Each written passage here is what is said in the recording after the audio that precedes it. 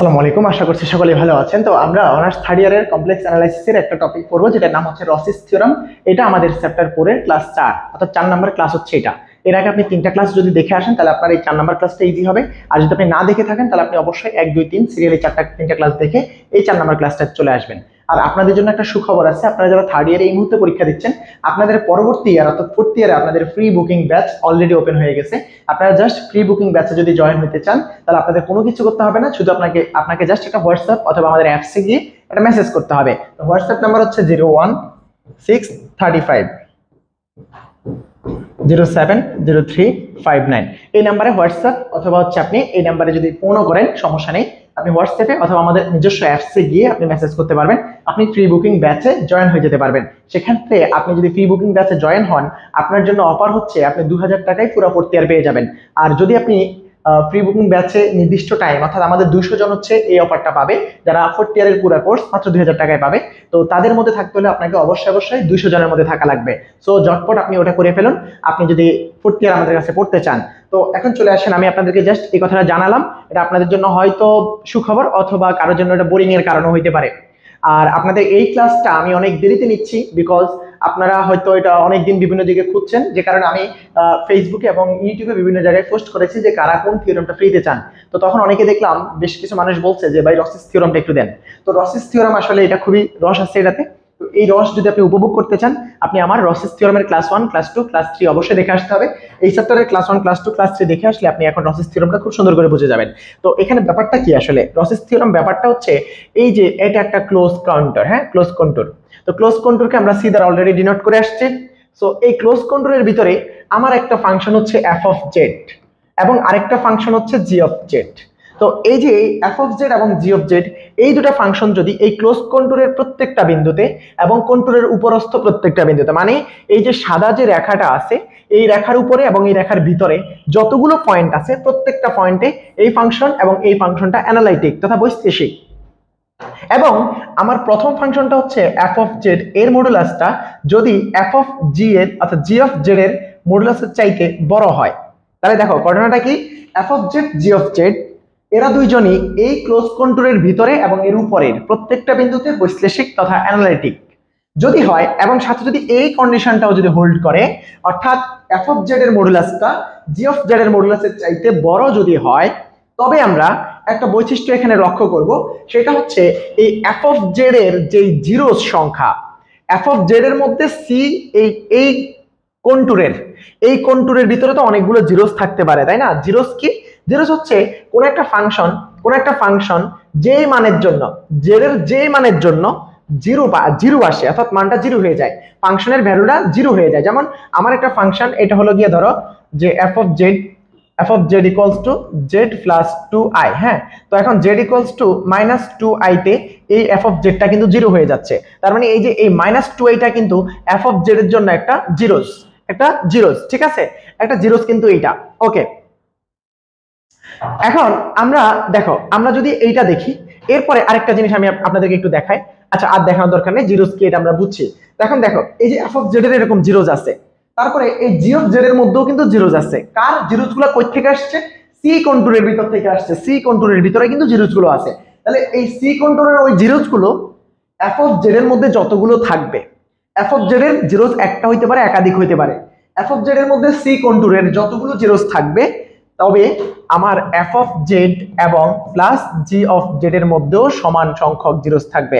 অর্থাৎ এই ফাংশনটার মধ্যে জিরোস সংখ্যা আর এই যে এই ফাংশনের মধ্যে জিরোস সংখ্যা সমান হবে যদি এই ক্লোজ কন্টুরের উপরে এবং ভিতরে এই ফাংশনটা বৈশ্লেষিক হয়, এই ফাংশনটা বৈশ্লেষিক হয় এবং এটার মডুলাস চাইতে বেশি হয়। তাহলে এই মডুলাসটা এই মডুলাসের চাইতে বেশি, এই ফাংশন এই ক্লোজ কন্টুরের ভিতরে বৈশ্লেষিক, তবে আমরা বলছি যে এই এফ অফ জেড এর যতগুলো জিরোস হবে, এই F of Z plus G of Z ফাংশনটারও জিরোসের সংখ্যা সেম হবে।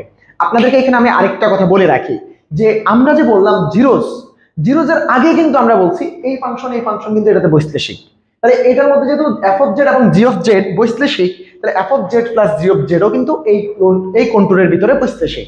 তাহলে যদি তাই হয়, যদি এটাই হয়, তাহলে আমরা বলতে পারি বৈশ্লেষিক ফাংশন মানে সে সব জায়গায় এক্সিস্ট করে, এই কন্টুরের ভিতরের কোনো বিন্দুতে তার কি নেই, তার কোনো বিন্দুতে সিঙ্গুলারিটি নেই, অর্থাৎ এই ক্লোজ কন্ট্রোলের উপরে এবং ভিতরে কোথাও কি নেই, সিঙ্গুলারিটি নেই। তার মানে আমরা বলতে চাই সিঙ্গুলারিটি নেই মানে হচ্ছে ফুল কত হবে, শূন্য হবে। ফুল শূন্য হবে, কার ফুল শূন্য হবে, এই এফ অফ জেড এরও ফুল শূন্য, জি অফ জেড এরও ফুল শূন্য, F of Z plus G of Z এরও ফুল সংখ্যা শূন্য হবে।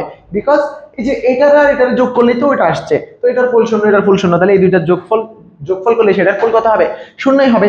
ফুল কখন আসে, যখন তার মধ্যে কি সিঙ্গুলার পয়েন্ট থাকে। আর সিঙ্গুলার পয়েন্ট কি জিনিস, ফুল কি জিনিস, এগুলো আমি ক্লাস 1-এ চ্যাপ্টার 4-এর ক্লাস 1-এ সুন্দর করে ব্যাখ্যা করেছি। সো যাদের প্রবলেম তারা ওই ক্লাসটা আগে দেখবেন, দেন আপনারা এটা দেখবেন। আশা করছি ছয়কার চকচকা, পয়কার পকপকা হয়ে যাবে পুরো রসিস থিওরাম। তাহলে এখন আমার বিবৃতিটা কি, বিবৃতিটা ভাই আমি জাস্ট বলে দিলাম, এখন আপনারা বিবৃতিটা একটু লিখেন, আমি জাস্ট বই ধরে ধরে এবার বলছি, যা আমি বলছি তাই বইয়ে বলছে যদি সরল আবদ্ধ কন্টুর সি এর ভিতরে এবং এর উপরে, অর্থাৎ এই রেখাটার উপরে সকল বিন্দুতে এফ অফ জেড এবং জি অফ জেড বিশ্লেষণযোগ্য মানে হচ্ছে বৈশ্লেষিক, এবং এই এফ অফ জেড এর মডুলাসটা জি অফ জেড এর মডুলাসের চাইতে বড় এবং এইটা হয়, তাহলে F of Z plus G of Z এবং F of Z plus G of Z এবং এফ অফ জেড এদের শূন্যের সংখ্যা সমান হবে। কন্ডিশন হচ্ছে এই দুইজন এর মধ্যে বৈশ্লেষিক, এবং এই কন্ডিশনটা এইটার মডুলাস এটার মডুলাস চেয়ে বেশি হলে এর জিরোর সংখ্যা আর এর জিরোর সংখ্যা কোথাকার, এই সি এর ভিতর থেকে, সি এর এফ অফ জেড এর এবং F of Z plus G of z এর জিরোর সংখ্যা সমান হবে। অর্থাৎ এফ অফ জেড এর মধ্যে আর এই যে F of Z plus G of z এর মধ্যে জিরোর সংখ্যা হবে সমান। তো জিরোগুলো কই থেকে আসবে, জিরোগুলো এখান থেকে আসবে, সি থেকে আসবে। তাহলে আমরা কি বলতে পারি, সি এর জিরোর সংখ্যা এফ অফ জেড এ যা, সি এর জিরোর সংখ্যা F of Z plus G of Z এও তা। এই কথাটাই হচ্ছে আমাদের রসিস থিওরামের একেবারে মুদ্রা কথা, যে সি এর ভিতর থেকে আমি যদি মনে করেন এভাবে আপনাকে একটু এক্সপ্লেন করি, দেখেন আমরা এই এফ অফ জেড মনে করেন এইটা, তো এটার মধ্যে একটা দুইটা তিনটা চারটা পাঁচটা জিরোস পয়েন্ট আছে, তো এই চারটা পাঁচটা জিরোস পয়েন্ট সি এর ভিতর না, সি এর ভিতর নিশ্চয়ই। আর সি এর ভিতর ধরেন আরো এখানে জিরোস পয়েন্ট থাকতে পারে, সি এর ভিতর এখানে জিরোস পয়েন্ট থাকতে পারে। এখন জিরোস পয়েন্ট থাকুক, কিন্তু আমাদের কথা হচ্ছে আমরা এফ অফ জেড আর এই F of Z plus G of z এর মধ্যে জিরোর সংখ্যা সমান পাবো। তাহলে এই যে এইটা যদি আমার হচ্ছে কি হয়, এটা যদি F of Z plus G of Z হয়, দেখেন এই যে এটার মধ্যে জিরোজের সংখ্যা যতগুলো, ভিতরে এফ অফ জেড যেটা সেটার মধ্যে কি জিরোজের সংখ্যা সমান না, সমান কিনা, সমান। তাহলে এই কথাটাই হচ্ছে আমাদের রসি বলছে। তাহলে আমি যে বিবৃতিটা পড়ে পড়ে শুনালাম সেটা আপনারা প্রথমে লিখবেন, বিবৃতি, রসিস থিওরামের বিবৃতি, যে যদি সরল আবদ্ধ কন্টুর সি এর অভ্যন্তরে এবং এর উপরস্থ সকল বিন্দুতে এফ অফ জেড এবং জি অফ জেড বৈশ্লেষিক হয় এবং এফ অফ জেড এর মডুলাসটা জি অফ জেড এর মডুলাসের চাইতে বড় হয়, তবে F of Z plus G of Z এবং এফ অফ জেড এর মধ্যে সি এর সমান সংখ্যক জিরোস থাকবে। এটা হচ্ছে রসিস থিওরামের একেবারে মুদ্রা কথা। আমি আশা করছি আপনাদেরকে বুঝাইতে পেরেছি। তো এখন যেহেতু এই কন্ডিশনটা আছে, তাহলে আমরা প্রমাণটা এখান থেকে শুরু করব, ঠিক আছে?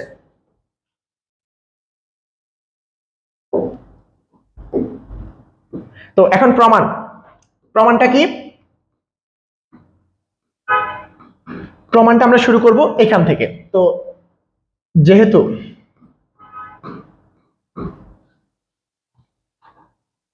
এফ অফ জেড এর modulus is greater then G of z এর মডুলাস, তাহলে এখান থেকে লেখা যায়, আমি যদি একটু এটাকে আগে লিখি এটাকে পরে লিখি তাহলে ব্যাপারটা সুন্দর হয়। জি অফ জেড এর মডুলাস ইজ গ্রেটার দেন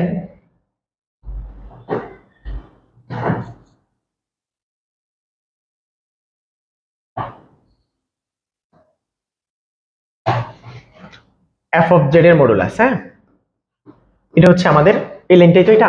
তাহলে এখান থেকে কি লেখা যায়, এখান থেকে লেখা যায় জি অফ জেড এর modulus by F of z এর মডুলাস, হ্যাঁ, লেস দেন 1। তো আমরা একটু আরেকটু শর্ট করে নিই, আমরা একটু ব্যাপারটাকে এইভাবে ধরি F of Z equals to F, G of Z equals to G, এটা আমরা ধরে নিলাম। হ্যাঁ, এবং এবং আমরা আরেকটা জিনিস এখান থেকে আচ্ছা এখানে এবং এটা পরে এখানে এবং এটা পরে লিখবো, এখান থেকে একটু লিখতে পারি। এটা হচ্ছে জটিল সংখ্যার বৈশিষ্ট্য modulus of G of Z by F of Z. তো যেহেতু আমি এই জিনিসটা ধরছি, তাহলে এখানে আমি আর জি অফ জেড আর এফ অফ জেড এগুলো লিখবো না, আমি লিখবো G by F less than 1। এটা হচ্ছে জটিল সংখ্যার একটা বৈশিষ্ট্য, যেহেতু z1 এর মডুলাস বাই z2 এর মডুলাস ইকুয়ালস টু হচ্ছে modulus of z1 by z2। এই বৈশিষ্ট্যটা আমি এখানে অ্যাপ্লাই করছি, আশা করছি আপনারা বুঝছেন। তো এখন আরো ধরি, আবার ধরি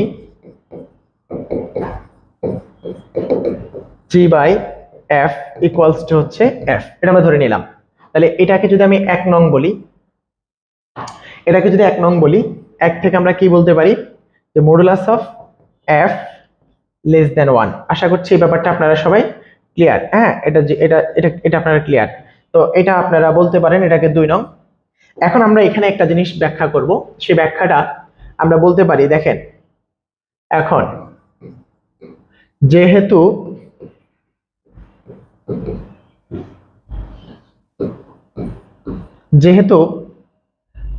মডুলাস অফ এফ এর মডুলাস আমরা ধরে নিছি, যেহেতু এফ অফ জেড কে এফ ধরে নিছি, modulus of F is greater than modulus of G.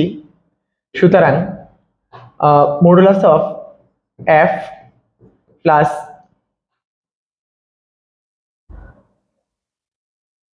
Modulus of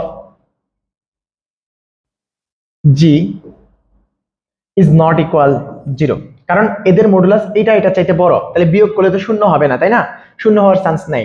তার মানে এরা কেউ কারো সমান না, তার মানে এরা যেহেতু মডুলাসটাও সমান না, তাহলে এদেরকে আমি যদি শুধু ফাংশনটাও নেই, ফাংশনটাও কি পরস্পরের সমান হবে? হবে না। তাহলে আমরা বলতে পারি দ্যাট ইমপ্লাইজ যে f plus G is not equal 0। আশা করছি এই ব্যাপারটা আপনারা ক্লিয়ার হয়ে গেছেন যে এটা আসলে 0 না।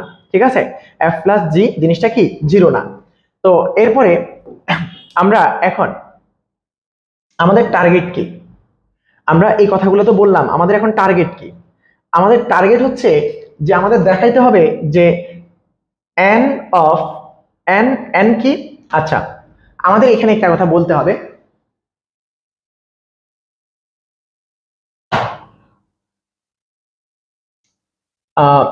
আমরা জানি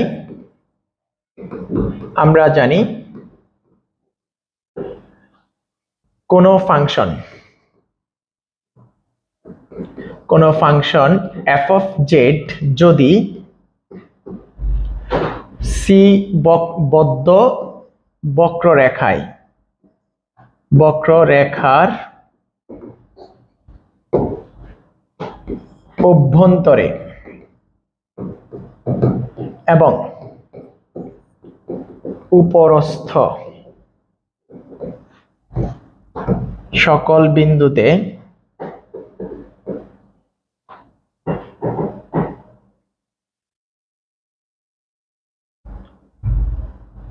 বৈশ্লেষিক হয়। আচ্ছা, আমরা জানি f অফ জেড, কোন function f of z c বদ্ধ বক্ররেখার আমরা জানি f of z function f of z এর সি বদ্ধ বক্ররেখায়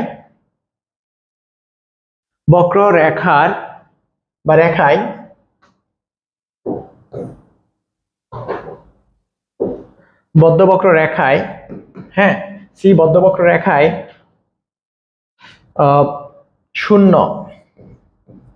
শূন্য সংখ্যা n এবং মেরু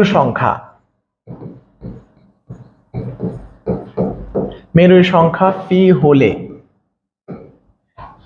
n minus P equals to হচ্ছে 1/2 pi I integration of close contour ওই সি, আর এখানে হচ্ছে f dash of Z by f of Z D Z. এটা আমরা জানি। হ্যাঁ, এটা হচ্ছে একটা থিওরাম। আমাদের এই থিওরামটা এই বছরের জন্য গুরুত্বপূর্ণ না, আমরা জাস্ট এটা শিখতেছি, এটা জাস্ট এখানে ব্যবহার করার জন্য আমরা এটা মনে রাখবো। এটা হচ্ছে যে নাম্বার অফ জিরোস হচ্ছে n এবং নাম্বার অফ পোল এটা হচ্ছে ফি, তাহলে n minus P equals two, এটা একটু মনে রাখবেন, এটা আমাদের লাগবে। তো এখন আমাদের দেখেন, আমাদের যেহেতু টার্গেট হচ্ছে কি জিরোস সমান দেখানো, তাই না? তাহলে এই যে n একটা ফাংশন হচ্ছে আমার f অফ জেড, আর এটা হচ্ছে আমার f of Z plus g of Z, তাদের n দুইটাই নিয়ে আমার কাজ করতে হবে, তাই তো? জিরোস নিয়ে কাজ করতে হবে। তো এখন এটাকে আমরা আগে কত 2 নং পর্যন্ত আসছে না, এটা 3 নং দেই। হ্যাঁ, তাহলে এখন আসেন,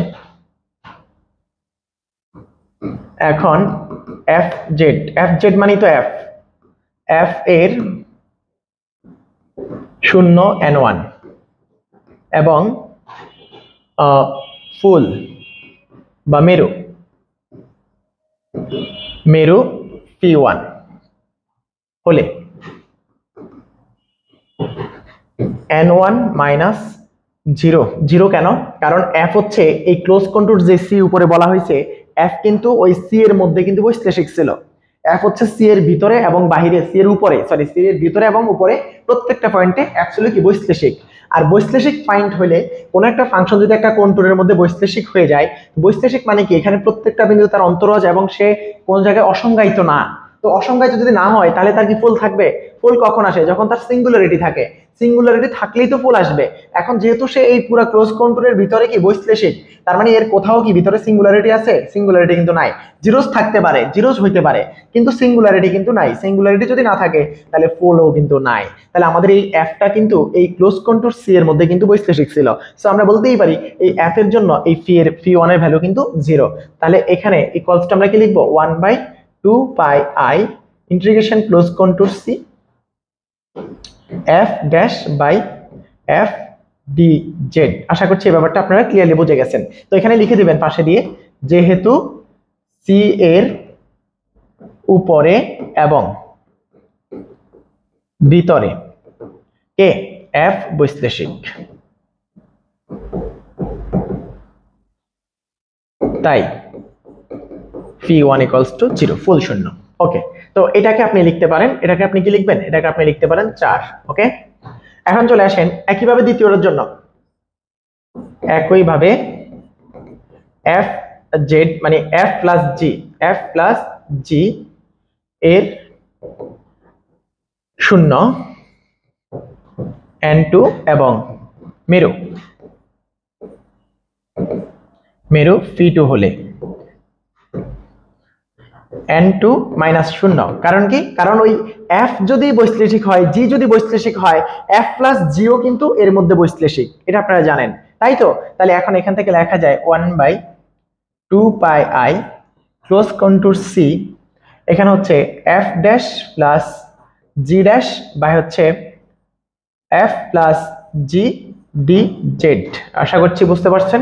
এটা হচ্ছে 5। এখন এখানেও কারণটা লিখে দিবেন পাশে, যে c এর উপরে এবং ভিতরে f প্লাস g বৈশ্লেষিক, তাই n2 p2 = 0। ঠিক আছে, তাই p2 = 0। বৈশ্লেষিক ফাংশনের p2 নাই, p নাই।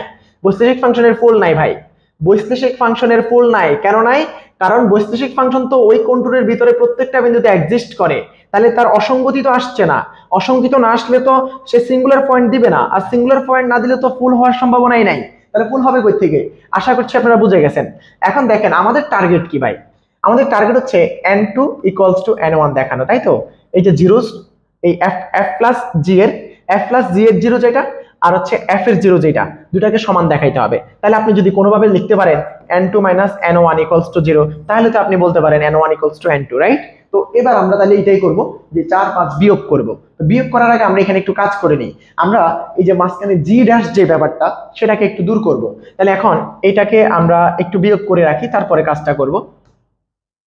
তাহলে আমরা এখন 4 বিয়োগ 5 বিয়োগ 4 করি। 5 বিয়োগ 4, আপনি 4 বিয়োগ 5 করলেও কোনো প্রবলেম ছিল না। ওকে, তাহলে n2 মাইনাস n1 = 1/2πi, এটুকু কমন। ইন্টিগ্রেশন ক্লোজ কন্ট্যুর এটাও কিন্তু কমন। এবার আপনি দেখেন এখানে f dash plus g dash by f plus g minus f dash by f। আশা করছি এই ব্যাপারটা আপনারা বুঝে গেছেন। এই যে উপরের দুটাকে আমরা জাস্ট বিয়োগ করছি, উপরেরটা আর এটাকে আমরা বিয়োগ করছি। কেন করছে? কারণ আমাদের দেখাইতে হবে এটা সমান এইটা। এখন এইটা সমান এইটা দেখানোর জন্য আমাদের এই পাশটাকে কি বলতে হবে? 0 বলতে হবে। তাহলে এই পাশটাকে 0 বলা এখন আমাদের উদ্দেশ্য। তো 0 বলার উদ্দেশ্যে আমরা এখন এখানে f ড্যাশ অথবা g ড্যাশের মানটা বের করে আনবো। তো এদের মধ্যে f ড্যাশ আর g ড্যাশের মধ্যে g ড্যাশ বের করাটা সহজ। কেন? কারণ আমরা জানি তাহলে এটাকে আপনি 6 নং দেন, এটাকে আপনি 6 নং দেন। ওকে, এটাকে আপনি 6 নং দিন। ওকে, তো এখন আসেন, আমরা জানি এখন আমরা কি লিখছিলাম, আমরা লিখছি G by F equals to A F, ধরছিলাম না? ধরছিলাম নিশ্চয়ই। তাহলে এখান থেকে দেখেন আমি আমি এ এফ এর মান বের করলে জি বাই এফ আসবে, তাহলে এটা ভগ্নাংশ আকারে চলে আসবে, অন্তরীকরণ করলে আবার কিন্তু ইউ বাই বি এর সূত্র হবে। তখন ইউ বাই বি এর সূত্রটা সহজ নাকি ইউ ইন্টু বি এর সূত্রটা সহজ? নিশ্চয়ই ইউ ইন্টু বি এরটা। তাহলে আমরা এখান থেকে জি ইকুয়ালস টু লিখবো এফ ইন্টু এফ। তো এবার জি ড্যাশটা কি হবে? সুতরাং G dash equals to F dash F plus F আর হচ্ছে এফ ড্যাশ। আশা করছি এটা আপনারা বুঝছেন, ইউ রেখে বি এর ডেরিভেটিভ প্লাস বি রেখে ইউ এর ডেরিভেটিভস। ওকে, এখন আপনারা এবার আসেন, এবার আপনারা 6 নং এই মানটা বসায় দিবেন জি ড্যাশের জায়গায়। তাহলে এবার 6 থেকে পাই, 6 থেকে pi n2 minus n1 equals to 1/2 pi i integration of close control C F dash. আর এখান থেকে আপনি দেখেন, এখান থেকে কি লিখবেন? এখান থেকে লিখবেন হচ্ছে F dash F plus F F dash. আশা করছি এটা বুঝছেন, এই যে জি ড্যাশের জায়গায় লিখছি। তাহলে নিচে হচ্ছে এফ প্লাস জি। তো জি কে আমরা রিপ্লেস করে ফেলবো, কারণ আমাদের তো আমরা জি জি ড্যাশ এগুলো নিয়ে আসছি। তাহলে জি সমান কি? জি সমান হচ্ছে এফ ইন্টু, এই যে জি সমান হচ্ছে এফ, জি সমান হচ্ছে এফ এফ এফ। হ্যাঁ, জি সমান হচ্ছে কি এফ এফ। তাহলে জি সমান হচ্ছে এফ আর হলো এফ। আশা করছি এই ব্যাপারটা আপনারা ক্লিয়ারলি বুঝছেন। এই যে জি সমান এফ ইন্টু এফ। ওকে, তারপর মাইনাস হচ্ছে এফ ড্যাশ বাই এফ। আশা করছি এই ব্যাপারটা আপনারা ক্লিয়ার। জি ডিজেড। ওকে, তো খুবই সিম্পল হয়ে গেল, অঙ্কটা কিন্তু প্রায় শেষ, আমাদের থিওরাম প্রায় শেষ। এখন আসেন থিওরামটা আমরা শেষ করি। এবার এখানে আসেন 1/2 pi I integration of close over counter C control C. এখন এখানে দেখেন, এখানে কিন্তু আমার এফ একটা কমন যায়। তাহলে এফ কমন গেলে আমরা এফ কমন নিয়ে যেটা পাবো সেটা কিন্তু লসাগু। তাহলে এফ কমন নিলে 1 প্লাস এফ থাকে, আর ওইখানে এফ যেহেতু আছে তাহলে আলটিমেটলি লসাগু এইটা। তাহলে এখন লসাগু হর দিয়ে ভাগ লব দিয়ে গুণ, এটার পুরোটা লসাগু কিন্তু এইটা। তো এটা হর দিয়ে ভাগ লব দিয়ে গুণ করলে এখানে কিছু থাকতেছে না, জাস্ট এফ ড্যাশ থাকতেছে plus F dash F plus F dash A F. আশা করছি এটা বুঝছেন, এই যে এই ড্যাশ আমি আগে লিখছি এটা। তারপর মাইনাস মাইনাস কি দেখেন, এটার হর হচ্ছে এফ, তো এফ দিয়ে ভাগ করলে এই যে এই 1 প্লাস এফ থেকে যাচ্ছে, তাহলে এফ ড্যাশ 1 প্লাস এই এফ। আশা করছি এটা বুঝে গেছেন। তো এবার আসেন, এখানে হচ্ছে ডিজেড। তো এখান থেকে আমরা একটু লিখি, এখানে আমাদের কি থাকতেছে 1/2 pi I integration of close control C. এখানে বাদ যাচ্ছে, দেখেন এই যে এফ ড্যাশটা এফ ড্যাশের সাথে বাদ চলে যাচ্ছে। তারপরে এই যে এফ ড্যাশ এফ এটাও বাদ যাবে গিয়া, এই যে এফ ড্যাশ এফ, তাহলে এটা এটা আর এই যে এটা বাদ। তাহলে আমাদের থাকতেছে কি উপরে? থাকতেছে হচ্ছে এফ আর এই যে এফ ড্যাশ বাই হচ্ছে এই এফ আর হচ্ছে 1 প্লাস এফ। আশা করছি আপনারা বুঝছেন, এটা এটা বাদ ডি জেড। এখন আমরা কিন্তু উপরে ধরে রাখছিলাম যে এফ ইকুয়ালস টু ছিল G of Z by F of Z, এগুলা কিন্তু আমাদের আগ থেকে কিন্তু ছিল এফ অফ জেড, এবং আমরা জি অফ জেড কে আমরা ধরছি হচ্ছে জি, এবং এফ অফ জেড কে আমরা ধরছি হচ্ছে এফ। আপনাদের যদি মনে হয় যে ভাই আমার পরীক্ষা নাম্বার দেবে কিনা, আমি কনফার্ম হবো কি করে? আপনার পরীক্ষায় লিখলে নাম্বার দিবে। তারপর আপনার যদি মনে হয় যে না আমার মনে খুঁতখুঁতানি কাজ করতেছে, আপনি এটা ইউজ করতে চান, ওকে ফাইন, আপনি এটা দিয়ে লিখেন, এগুলো দিয়ে লিখেন। যত জায়গায় ছোট এফ লিখছেন তত জায়গায় আপনি এফ অফ জেড লিখবেন, যত জায়গায় জি লিখছেন তত জায়গায় জি অফ জেড লিখবেন, আর যত জায়গায় এফ দেখছেন তত জায়গায় G of Z by F of জেডটা লিখবেন। তাহলে আপনার কোনো কোনো মনের মধ্যে সন্দেহ থাকবে না। আশা করছি আপনি ক্লিয়ার। এখন এখানে চলে আসেন, এখান থেকে আমরা বলে দিতে পারবো ওই পাশটা আসলে শূন্য। কিভাবে বলবো দেখেন, তাহলে এখানে এটাকে আমরা এই পাশে কি পেলাম, বাহ, n2 minus n1 equals two এটা, এটাকে দেন আপনি 7 নং। ঠিক আছে, তো 7 নং এ এখন দেখেন, এখন যেহেতু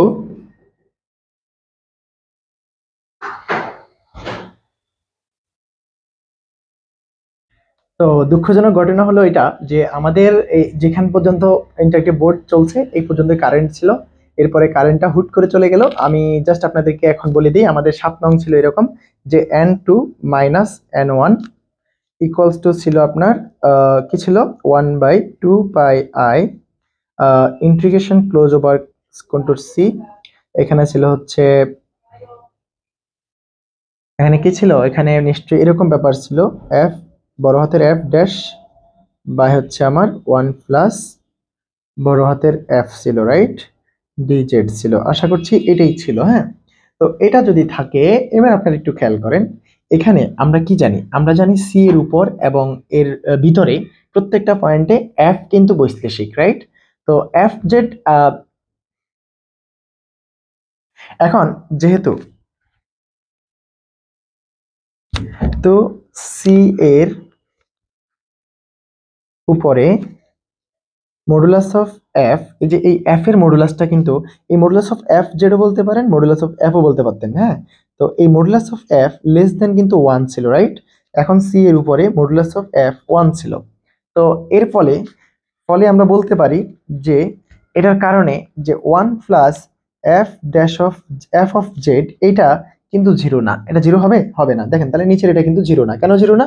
কারণ এফ এর modulus, modulus of F Z, এটার মান কিন্তু অনপেক্ষা ছোট।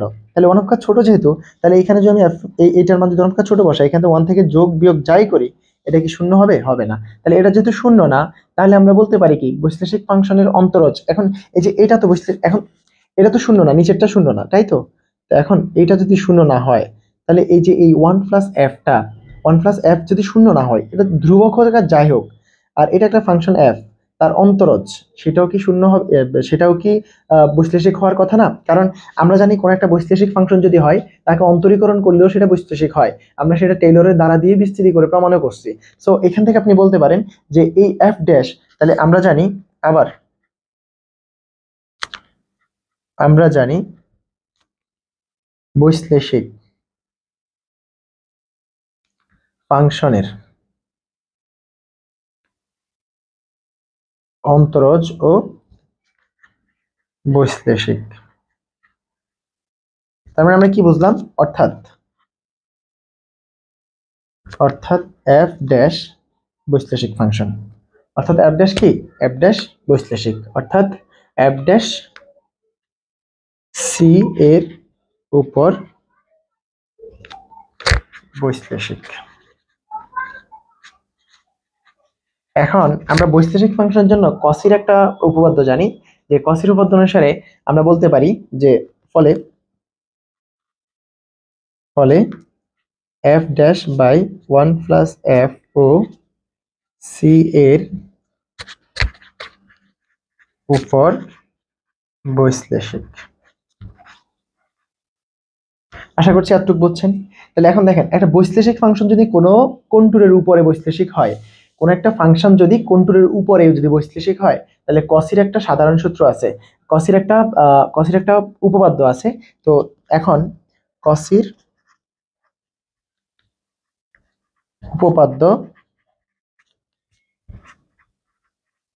অনুসারে আমরা বলতে পারি integration of close contour c, এটা বৈশ্লেষিক ফাংশন এফ প্লাস এফ, মানে f dash by 1 plus f, এটা একটা বৈশ্লেষিক ফাংশন। এটার ইন্টিগ্রেশন করলে রেজাল্ট আসবে জিরো। এটা হচ্ছে কসির একটা উপপাদ্য। হ্যাঁ, কসির উপপাদ্য এটা আমরা জানি, কসির সমাকলন উপপাদ্য, ঠিক আছে। তো এই সমাকলন উপপাদ্য এটা সমান যদি শূন্য হয়, তাহলে এটা যদি শূন্য হয়ে যায়, তাহলে আমরা এখন বলতে পারি না যে আমাদের এই জায়গাটা শূন্য, এই জায়গাটা শূন্য, এই পুরাটা শূন্য। তাহলে এখান থেকে আমরা 7 নং বলছিলাম না এটাকে, 7 নং, তাহলে 7 থেকে কি পাই? আমরা 7 নং থেকে কি বলতে পারি? আমরা 7 নং থেকে এখন বলতে পারবো যে আমাদের n2 minus n1 equals two 0। তাহলে এখন 7 নং থেকে আমরা কি বলবো? তাহলে এখন 7 নং অনুসারে বা 7 থেকে পাই, তাহলে 7 থেকে pi n2 minus n1 equals two 0। সুতরাং n2 equals to n1। R n2 n1 কি ছিল? n2 n1 ছিল হচ্ছে এই n2 টাকে আমরা ধরছি হচ্ছে f অফ z, যেখানে n2 হলো f জেড প্লাস জি জেড এর কি শূন্য, এবং n1 হলো এফ জেড এর শূন্য সংখ্যা। তো সমান হয়ে গেল। আমাদের এটাই প্রমাণ করার কথা ছিল রসিদ থিওরামে। সো আশা করছি আপনারা সবাই বুঝছেন। তবে শেষ 2-3 মিনিটের জন্য আপনাদের কাছে দুঃখিত, যেখানে আমরা আসলে ব্যাপারটা বিদ্যুৎ চলে যাওয়ার কারণে দিতে পারিনি। তো আশা করছি আপনারা সবাই বুঝতে পারছেন। ধন্যবাদ, ভালো থাকবেন, আসসালামু আলাইকুম। আর যারা অবশ্যই ফোর্থ ইয়ারের ফ্রি বুকিং ব্যাচে জয়েন হতে চান তাহলে তাড়াতাড়ি যোগাযোগ করবেন হোয়াটসঅ্যাপে। হোয়াটসঅ্যাপ নাম্বার আপনাদেরকে শুরুতেই দেওয়া হয়েছে এবং এই ভিডিও ডেসক্রিপশনে দেওয়া থাকবে। আশা করছি আপনারা সবাই জয়েন হয়ে যাবেন। আসসালামু আলাইকুম।